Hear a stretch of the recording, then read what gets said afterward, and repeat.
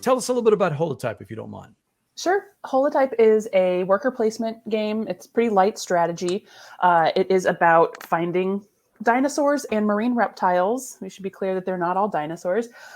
Essentially, it's a publish or perish game where you are a paleontologist, you have a research assistant and a grad student, and you are visiting dig sites, you are going to the library, you are looking at other specimens in the museum, and you are trying to achieve personal as well as global objectives to publish certain kinds of research.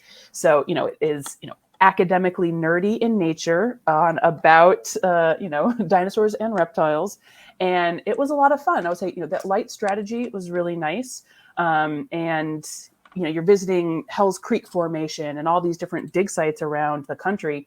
It was a lot of fun, and I think you play up to 5 or 6 player, and as you increase player, you flip over the worker placement boards, and so it scales pretty well. Tori, I think you're getting in Patrick's wallet already. He says he's sold. Well, have you heard of a game called Votes for Women? If you're going to buy just one game, get that game first, Patrick. Then talk about Holotype. Combine, save on shipping. So Jared and I got to play Holotype, Holotype Mesozoic North America. We played it live on our Twitch channel. We actually enjoyed it. It was, like you said, it was on the lighter end of the scale, which does bother me. Hey, look, I've got thousands of Ticket to Ride games and all those. I actually like games. Steve and Verla and I hang out in a group called Chuck's Gateway and Filler Games group. So this is not a show that disparages light games at all. We love them. In fact, I think you mentioned that when you talked to Dan Thoreau, Tori, that's one of the things that attracts you. 2 things I think you said. The rules are easy and you can beat your husband every single time. So that's I've got a wife who beats me at most of the games that we play. So I know exactly what your husband's going through. But where do you, if you were trying to kind of pitch this game to somebody that hasn't played it before, and you're talking about the mechanics, what's the thing that's going to stand out for them? I think the idea that you can play these different characters, right? A professor, full-blown professor gets lots of access to these dig sites. A grad student, a research assistant, fewer and fewer. The way that it threads the, sort of seemingly incredibly accurate dinosaur and reptile types with these different formations. So you're getting a sense of where these digs are around the country. And then the need to manage your resources in a really sort of easy to understand kind of way. And I think that there were like instructions on the cards in a way that I really appreciated, that it sort of takes from the rule book and puts them into the gameplay on the main board as well as the worker board in front of you. So it was, like I said, super easy to play, interesting, and dinosaurs / marine reptiles. I did like that part that you talk about, though. I like any game that has workers that are a little bit different from each other. Tricarion is one of my favorite games, and learning to deal with all the different types of ways that the workers will play. That's one of the things that I really enjoyed. Obviously, the Holotype is not as thinky or as deep as any of those games. So this is a way you can play that kind of game without breaking your brain, as Tricarion usually does for me. Yep. Is that that's the part that you like? One of those things? Yep. That it is sort of easy to jump into, work your way through.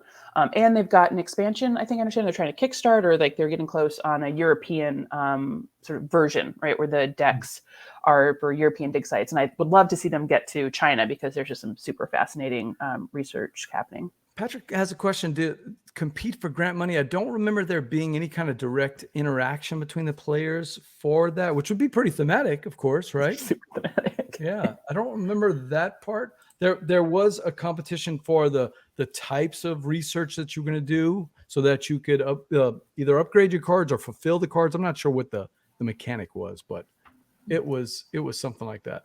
Yeah. Berla, what do you think? It's kind of reminding me of, I think it's called Encyclopedia, that recently came out. It was kickstarted, where you are going around to different continents, not archaeological digs, but you are getting cards, animal cards, researching so that you can publish your research. But this sounds lighter, and I think I would like that better. Encyclopedia was kind of midweight, but this just sounds like it might flow better. Might It's have to good bring flow. it to ChuckCon this summer, Steve.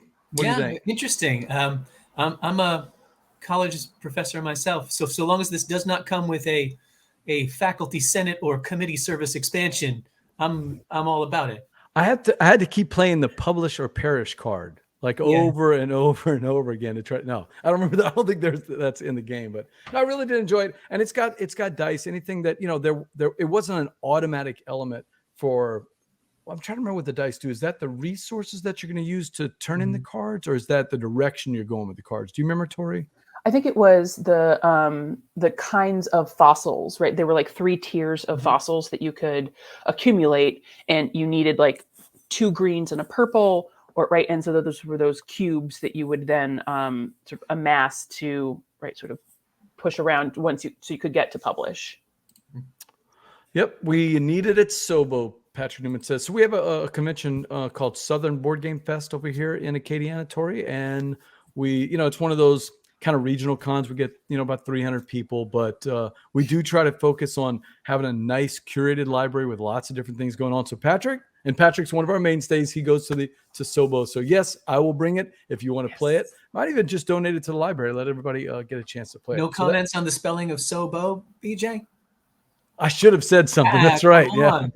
No, that is actually how we spell it. We spell it SOBO. Just to make it quick. But you're right. If I had my choice, you want the EAUX and all that. It would definitely have the EAUX. Themed to death. Anytime I say go to Sobo, you know how I'm going to spell it. That's right. There you go. But no, Sobo, we just say SOBO. Okay. Man, that's a lot shorter than SEAUX, BEAUX. So.